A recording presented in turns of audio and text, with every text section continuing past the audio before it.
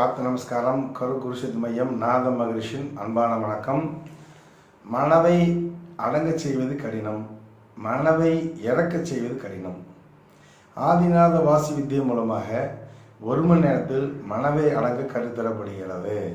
கவனிய, இது உலோகமாக அதிர்ச்சியில் ஒன்றாகும். கவனிய, தாய்மான சுவாமி சொல்றாரு, சினமிறக்க கற்றாலும் சித்தியெல்லாம் பெற்றாலும் மனமிறக்க கல்லாருக்கு வாயேன் பராபரமேங்கிறார். மனதை என்னதான் சித்தி, மனதை இறக்க கற்றுக்கொள்ளுங்கள் அப்படின்னு கற்றுக்கொடுங்க அப்படின்னு 2 கேட்கிறார்.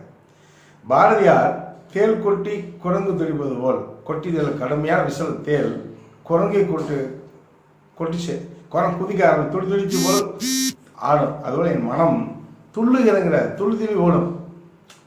சரிங்களா? அதுபோல் தேல் கொட்டி குரங்கு துடிப்பது போல் என் மனம் துள்ளுகிறது என்று பாரதியார் கூறுறார். வள்ளலார் என் மனம் பேய் குரங்கு போல் ஆடுகிறது என்று கூறியுள்ளார்.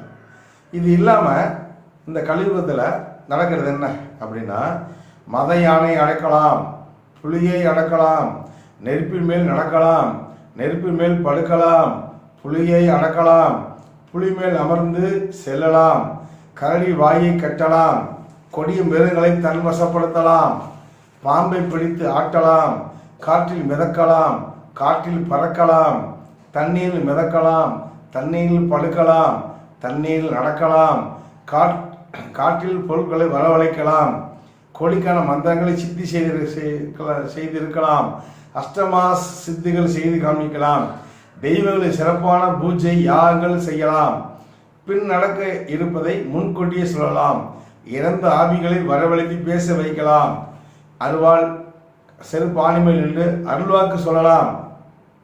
சரிங்களா? ஆனால் மனதை அடங்கச் செய்வது கடினம் என்று பட்டணத்தார், அருணகிரிநாதர், தாய்மான சுவாமிகள், வள்ளலார், எல்லா சித்தர்களும், எல்லா யோகிகளும், எல்லா ஞானிகளும் எல்லாரும் கூறியுள்ளார்கள். மனம் என்பது எண்ணலைகளாக மூச்சாக வெளியே செல்கிறது. எண்ணங்களின் தொகுப்பு தான் மனம். ஆச்சா, மனதை அடங்க செய்வதுதான் ஞான மார்க்கத்தின் முதல் படி. ஆச்சுங்களா? ஆன்மீகம் என்றால் என்ன அப்படின்னா, உடம்பில் இருக்கக்கூடிய 96 தத்துவம் இயக்குது. இந்த 96 தத்துவங்களும் ஆத்மாக்கள் கரைச்சது ஆன்மீகம். பட்டை அடிச்சு கொட்டை அடிச்சு கோயில் போகிறது, சாயம் போடுறது ஆன்மீகம் அல்ல. ஆச்சுங்களா? இப்போ நாம அந்த மனதை எப்படி அடங்க செய்வது என்பது என் குரு ஆதிநாத மகரிஷி அவர்கள் ஆதி பிரணவ யோக ஞான சித்தர் 3000 ஒளிவீகிறார். அவருடைய திரு அருளால்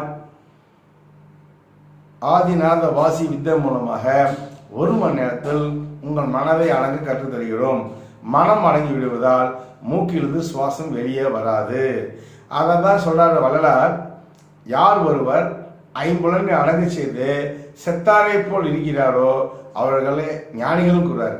அப்போ எல்லாத்துக்கும், உங்கள் அனைவருக்கும் ஞானிகள் என்ற தகுதியை இந்த ஆதிநாத வாசியத்தை கொடுக்கிறது. இந்த ஆதிநாத வாசியத்தில் 1 மணி நேரத்தில் மனதை அடங்க செய்வது உலகமகா அதிசயம் உண்டாகும்.